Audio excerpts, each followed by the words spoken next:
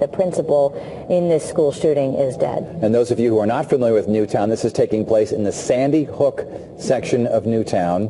It's a upscale town about 45 miles southwest of Hartford, about 75 miles northwest of Manhattan.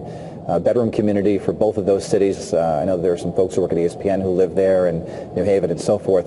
And it's one of those quiet towns where, as Devin Lazzetti said earlier today in that Skype interview, these pictures are absolutely heartbreaking. Just horrifying absolutely to see. Heartbreaking. It's a town where everybody knows their name, and if you think there are 27,000 people in the town of Newtown, and 27 people there are now dead, if you don't know someone who was killed, you certainly live near somebody who was or will be impacted by this. Yes, and our own reporter Susan Raff confirming that, in fact, the principal, Dawn Hochsprung, was killed in these attacks. She lives in Woodbury. We're told that she is married to a teacher who teaches in the Danbury Public Schools. We are told from the very early reports that the students who were escorted out were told to close their eyes when they were taken by the office. I guess now we can understand that that's where carnage was, with the principal being killed. We're hearing that perhaps the person who came in with a connection to New Jersey had an argument with school officials in that office.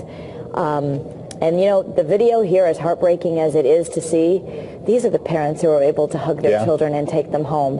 And the video that we can't see is even more horrifying, of what still is inside of that school with 18 children dead. And, you know, we've heard tweets and Facebook postings from various viewers of Channel 3 who live all over the state who've chosen to dismiss their children early to get them home and just want to hug them. And I think everybody wants to do that. I know I hugged our daughter when I picked her up this morning. It's just, this is a parent's worst nightmare. And Kara, you know, I'm almost afraid to say it, but, you know, it's possible that somebody there, you know, may have lost more than one child. Right, and that's the thing. When you have an elementary school, this is K through 4th, and we were seeing lots of reports of that, of parents very distraught, and they might have a kindergartner and also a second grader, very common in those families.